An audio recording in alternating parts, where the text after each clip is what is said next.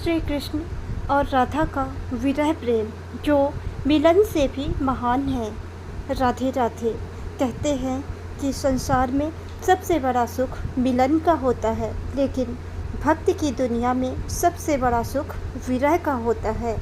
जिस प्रेम में मिलन कम और स्मरण अधिक हो, जिसमें आँखों से आंसू बहे पर हृदय में शिकायत ना हो, जिसमें दूरी हो लेकिन प्रेम कभी कम ना हो, वही प्रेम है राधा और श्री कृष्ण का दिव्य प्रेम।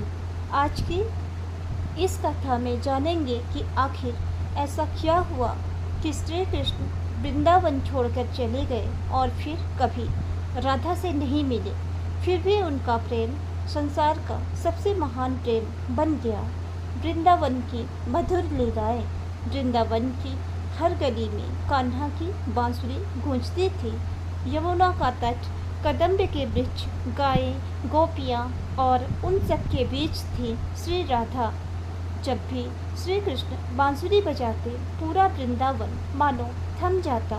गोपियाँ सब कुछ छोड़कर दौड़ी चली आती, लेकिन उन सब में राधा का प्रेम सबसे निराला था। राधा ने कभी श्री कृष्ण से कुछ मांगा नहीं, उन्होंने केवल प्रेम किया। ऐसा प्रेम जिसमें अधिकार नहीं, केवल समर्पण था, कंस का अंत करने का शगन। एक दिन मथुरा से अक्रूर जी आए। उन्होंने नंद बाबा से कहा, महाराज, कंस ने श्री कृष्ण और बलराम को मथुरा बुलाया है। पूरा वृंदावन उदास हो गया। सब जानते थे यह यात्रा साधारण नहीं है। जब यह समाचार राधा तक पहुंचा तो उनकी आंखों से आंसू बह निकले। उन्होंने श्री कृष्ण से पूछा, क्या आप सचमुच चले जाएंगे? श्री कृष्ण मुस्कुराए, लेकिन उस मुस्कान के पीछे भी वेदना छिपी थी। उन्होंने कहा, राधे, मेरा जाना संसार के कल्याण के लिए आवश्यक है। सबसे कठिन विदाई। अगली सुबह रथ तैयार था। गोपियाँ रथ के सामने खड़ी हो गईं। कई घोड़ों की लगाम पकड़ रहा था, कोई घोड़ों की लगाम पकड़ रहा था, कोई रो रहा था, कोई श्री कृष्ण का मार्ग रोक रहा था, लेकिन सबसे पीछे खड़ी थी राधा। उन्होंने श्री कृष्ण को रोका नहीं, उन्होंने केवल देखा इतनी गहराई से कि मानो पूरी जिंदगी उसी एक सृष्टि में समा गई हो। श्री कृष्ण भी बार बार पीछे मुड़कर राधा को देखते रहे। रथ आगे बढ़ गया और वृंदावन की गलियां मौन हो गईं। विरह की शुरुआत। उस दिन के बाद श्री कृष्ण कभी वृंदावन नहीं लौटे। उन्होंने कंस का वध किया, द्वारका बसाई, महाभारत का धर्म युद्ध कराया, लेकिन उनके हृदय में वृंदावन हमेशा बसा रहा। उधर राधा हर सुबह उसी यमुना तट पर जाती जहाँ कभी कान्हा बांसुरी बजाते थे। हवा चलती तो उन्हें लगता शायद आज बांसुरी की धुन सुनाई दे। हर कदम पर उन्हें श्री कृष्ण का स्मरण होता। विरह ही भक्ति बन गया।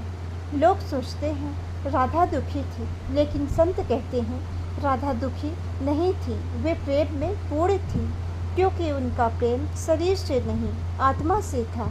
श्री कृष्ण दूर थे, लेकिन राधा के हृदय से कभी दूर नहीं हुए। यही कारण है कि जहाँ श्री कृष्ण का नाम लिया जाता है वहाँ पहले राधे कहा जाता है, क्योंकि प्रेम में भगवान है। वहाँ पहले राधा कहा जाता है क्योंकि प्रेम में भगवान से भी पहले स्थान पा लिया। उद्धव का संदेश। एक बार श्री कृष्ण ने उद्धव जी को वृंदावन भेजा। उन्होंने कहा, जाकर गोपियों को ज्ञान दो। उद्धव जी पहुँचे। उन्होंने आत्मज्ञान की बातें कही, लेकिन गोपियों ने कहा, जिस मन से भगवान का ध्यान करें वह मन तो कृष्ण अपने साथ ले गए, अब हमारे पास बचा ही क्या है।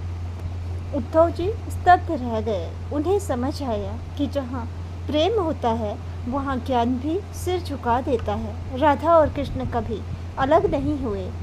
दुनिया कहती है राधा और कृष्ण का मिलन नहीं हुआ, लेकिन भक्त कहते हैं जो हृदय में बस जाए उसे अलग कौन कर सकता है। श्री कृष्ण द्वारका में थे, लेकिन उनकी आत्मा वृंदावन में थी और राधा वृंदावन में थी, लेकिन उनकी सांसों में केवल कृष्ण थे। यही विरह उनके प्रेम को अमर बना गया। समापन संदेश। भक्तों, राधा कृष्ण हमें यह शिक्षा देते हैं कि सच्चा प्रेम पाने में नहीं, निभाने में है। सच्चा प्रेम अधिकार नहीं मांगता, समर्पण सिखाता है।